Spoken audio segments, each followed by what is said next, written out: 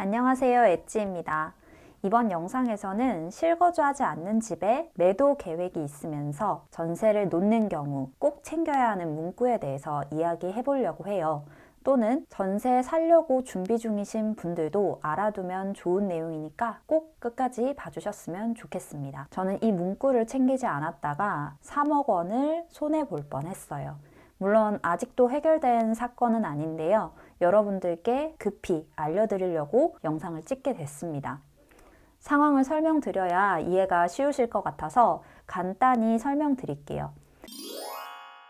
제가 다른 지역으로 이사 오면서 신혼집을 매도하게 됐는데요. 타 지역에 1주택이 있었기 때문에 일시적 1가구 2주택이었어요. 그래서 이 첫 번째 집을 비과세 혜택 받으려면 올해 6월까지 매도를 해야 하는 상황이었고요. 근데 시장 상황이 갑자기 안 좋아지는 바람에 빨리 매도를 해야겠다라는 생각이 들어서 작년, 그러니까 22년 5월에 매도 계약 가계약금을 받았어요. 그러니까 매도를 한 거죠. 근데 이분께서 7월에 계약서를 쓰고 자기가 다른 지역에 아파트가 있으니까 취등록세 때문에 잔금을 좀 길게 해주셨으면 좋겠다라고 해서 제가 올해 3월에 잔금을 받기로 했습니다. 결론적으로 저는 계약금과 중도금은 받은 상태고 잔금 아주 소액만 남겨두고 있는 상태인데요. 그 잔금이 3월이니까 아직 제가 받지 못한 거죠. 그리고 제가 매도한 집이 3억 원에 전세가 껴있는 집이에요. 그래서 매수인이 집 가격을 좀 깎아달라고 해가지고 가계약금을 받은 상태에서 더 조정을 해서 몇천만 원이나 더 깎아서 계약서를 썼었어요. 지금 생각해보면 하락기 때 잔금 일자를 너무 길게 한 것이 저의 실수였던 것 같고요. 그래도 그때는 일단 파는 게 최우선으로 좋은 거라고 생각해서 그렇게 결정을 했었는데 이런 결과가 맺어질 줄 몰랐거든요. 좀 더 자세한 사정은 이 영상을 보시면 되고요. 어쨌든 이렇게 해서 저는 잔금 받을 날만 기다리고 있었는데 세입자한테 연락이 온 거예요. 집을 새로 사신 분이 자기한테 전세 만기일인 7월에 돌려줄 전세 보증금이 부족하다고 세입자한테 사정을 했다고 합니다. 아파트 가격이 내리고 있으니까 자기는 손해보기 싫다고요.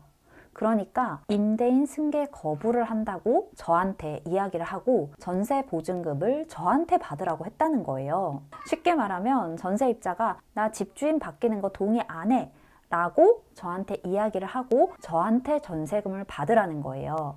저는 애초에 매매가가 4억이고 전세가가 3억이면 4억 빼기 3억 해서 1억만 받기로 한 상황이었고 그렇게 계약서에도 다 적었고요.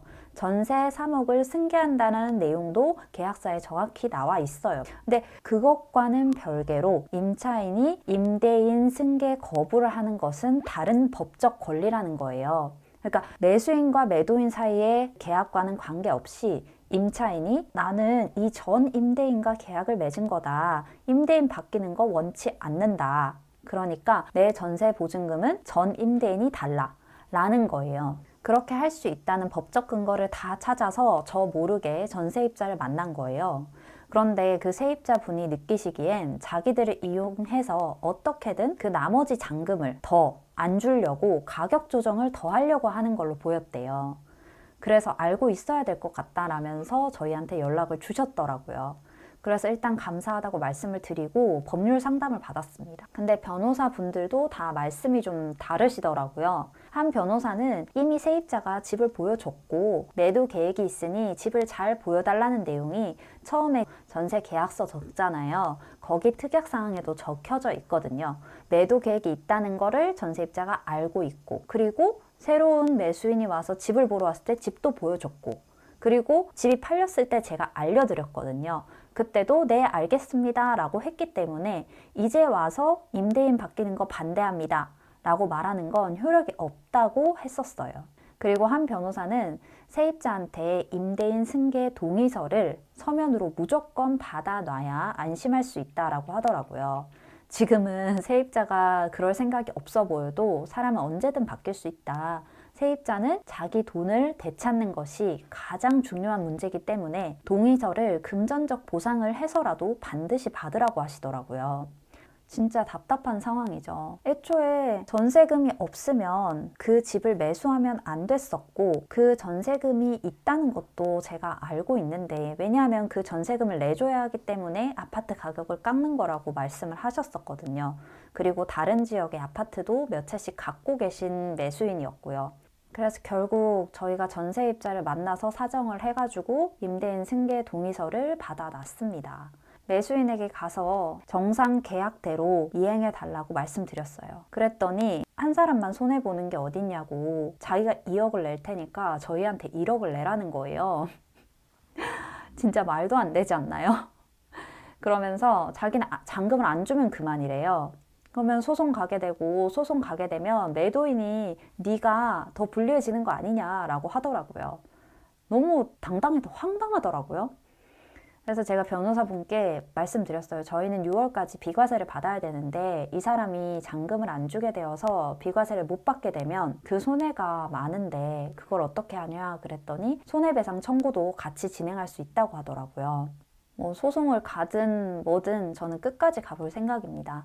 그래서 요지는 일단 전세를 주고 나중에 그 집을 팔 계획이 있으신 분들은 전세 계약서에 이렇게 꼭 적으세요. 전세 계약 기간 중 임대인이 바뀔 경우 임대인 승계에 동의하며 전세 보증금은 새로운 임대인에게 받는다 라는 문구를 꼭 넣으시길 바랍니다. 다시 말씀드릴게요. 전세 계약 기간 중 임대인이 바뀔 경우 임대인 승계에 동의하며 전세 반환 보증금은 새 임대인에게 받는다 라는 문구를 꼭 넣으셔야 돼요. 그럼 반대로 전세 사시는 분들께는 이 문구가 없는 게 좋겠죠.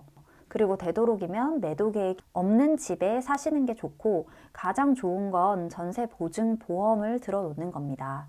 저는 앞으로 전세를 살 때 전세 보증 보험을 들어주는 전세만 살려고 해요. 뭐 저희가 같이 부담을 하든 제가 다 내든 간에 전세 보증 보험 없이는 그렇게 큰 돈을 누군가에게 맡길 수 없을 것 같아요. 그래서 저희 집에 잘 살고 있던 전세입자도 굉장히 불안한 상황이 됐고 저도 뭐 잔금을 안 주면 소송을 가야 되고 그런 상황이 됐거든요. 이 문구 하나만 적었으면 이런 문제가 없었는데 아니죠. 생각해보면은 그 매수인이 잔금을 안 주는 거는 아파트 값이 제가 판 이후로부터 더 떨어졌기 때문이니까 잔금 안 주는 거는 소송 외에는 방법이 없네요. 하여튼 그렇게 됐습니다.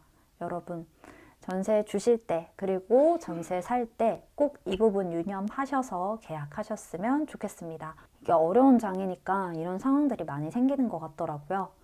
선의의 피해자가 없길 바라는 마음에서 저도 아직 해결은 안 됐지만 이렇게 영상을 남깁니다. 그럼 다음 영상으로 또 만나요. 안녕!